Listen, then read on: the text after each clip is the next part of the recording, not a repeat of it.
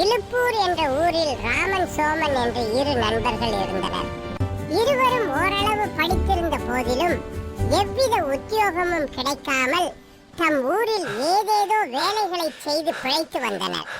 ராமன் தனக்கு கிடைக்கும் வருமானம் போதாமல் போனதால் கோபம் கொண்டு அந்த கோபத்தை தன் மனைவி மக்கள் மீது காட்டி வந்தார். சோமனோ தனக்கு கிடைத்ததை கொண்டு திருப்தி அடைந்து வாழ்க்கை நடத்தி வந்தான். ஒரு நாள் ராமன் சோமனிடம், ராமா, நமக்கு திடீரென ஒரு புதையல் கிடைத்தால் எவ்வளவு நன்றாக இருக்கும் என்று கேட்டான். இப்படியெல்லாம் நினைக்காமல் பாடுபட்டு நேர்மையாக இருந்து பணம் சேர், அதுதான் நல்லது என்றான் சோமன். சில நாட்களுக்கு பிறகு ராமனும் சோமனும் ஏதோ ஒரு வேலையின் பொருட்டு பட்டணத்திற்கு கிளம்பினர். வழியில் ஒரு பை கிடந்ததை கண்ட ராமன் மகிழ்ச்சியுடன் அதனை எடுத்து வந்தான். அதில் 50,000 இருப்பது கண்டவனாக, என் அதிர்ஷ்டமே அதிர்ஷ்டம், இதனால் எவ்வளவு சந்தோஷப்படுகிறேன் தெரியுமா கடவுளே, என் நிலையை பார்த்து இதை எனக்கு கொடுத்திருக்கிறார், இதை நாம் இருவரும் சமமாக பங்கிட்டுக் கொள்ளலாம் என்றான்.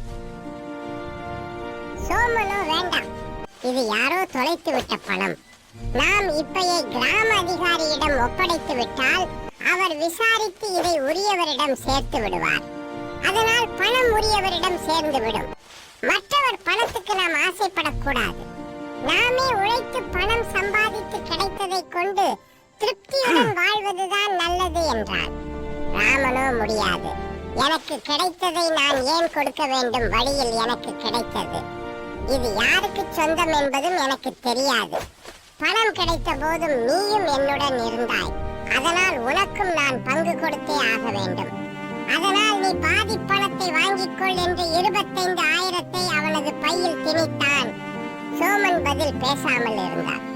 ராமன் பட்டணத்திற்கு சென்று தன் மனைவிக்கும் குழந்தைகளுக்கும் துணிகளை வாங்கினான். சோமன் எதுவும் வாங்கவில்லை. இந்த சம்பவம் நிகழ்ந்த ஒரு மாதத்திற்கு பின் சோமன் ராமனிடம் சென்று, ராமா, எனக்கு பட்டணத்தில் உத்தியோகம் கிடைத்துவிட்டது, நான் அதை ஏற்கப் போகிறேன் என்றான். அதை கேட்டு ராமன் ஆச்சரியப்பட்டு, உனக்கு எப்படி இந்த வேலை கிடைத்தது என்று கேட்டான். மீதமுள்ள 25,000 நானே சம்பாதித்து அவரிடம் கொடுத்து விடுவதாகவும் கூறினேன். சோமனும், நீ கண்டெடுத்த பணத்தில் எனக்கு பாதி பணத்தை கொடுத்தாயே, நினைவில் இருக்கிறதா? அதோடு என் மனைவி கொஞ்சம் கொஞ்சமாக சேர்த்து வைத்திருந்த 25,000 சேர்த்து நம் கிராம அதிகாரியிடம் கொடுத்து நடந்தை கூறினேன். அந்த அதிகாரியும் நான் சொன்னதை கேட்டு மகிழ்ந்து போனார். நல்லசாமிக்கு அரசாங்க பொக்கிஷ அதிகாரியை தெரியும்.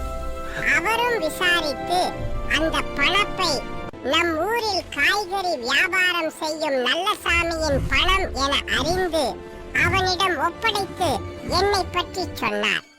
அரசாங்க பொக்கிஷத்தில் தினமும் லட்சம் ரூபாய்க்கு குறையாமல் வரவு வந்து கொண்டே இருக்கு. அதற்கு கணக்கு எழுதி நாணயமாய் காத்து வர ஒருவன் தேவை என அவர் நல்லசாமியிடம் கூறினார். நல்லசாமி என்னை பற்றியும் நான் நேர்மையுடன் பணத்தை கிராம அதிகாரியிடம் ஒப்படைத்ததை பற்றியும் விவரமாக கூறி என்னை சிபாரிசு செய்ததால் எனக்கு இந்த உத்தியோகம் கிடைத்தது என்றார். அப்படியானால் என்னை விட்டு விட்டு நீ மட்டும் பட்டணத்திற்கு போக போகிறாயா என்று பெருமூச்சு விட்டவாறே கேட்டான் ராமன். சோமனும், இல்லை, உன்னையும் கூட்டிக் கொண்டுதான் போக போகிறேன். அவனும் அதற்கு சம்மதித்தான். நல்லசாமியிடம் உன்னை பற்றி கூறி உன் ஏழ்மைதான் உன்னை ஆசை கொள்ள செய்கிறது என்றும் உன்னை அவனது வியாபாரத்தில் கூட்டாளியாக சேர்த்துக் கொள்ளும்படியும் கூறினேன். எனவே நீயும் என்னோடு கிளம்பு என்றான். சோமா, நேர்மையாக நடந்தால் நிச்சயம் நல்ல பலன் என்பதை உணர்ந்தேன். இனி உன்னை போலவே நானும் நடக்கிறேன் என்றான் ராமன். இரு நண்பர்களும் பட்டணத்திற்கு போய் தம் வேலைகளை செய்து கொண்டு சுகமாக வாழ்ந்தனர். இது மாதிரி கதைகள் பிடிச்சிருந்தா கொஞ்சம் லைக் பண்ணுங்க, கொஞ்சம் சப்ஸ்கிரைபும் பண்ணிடுங்க.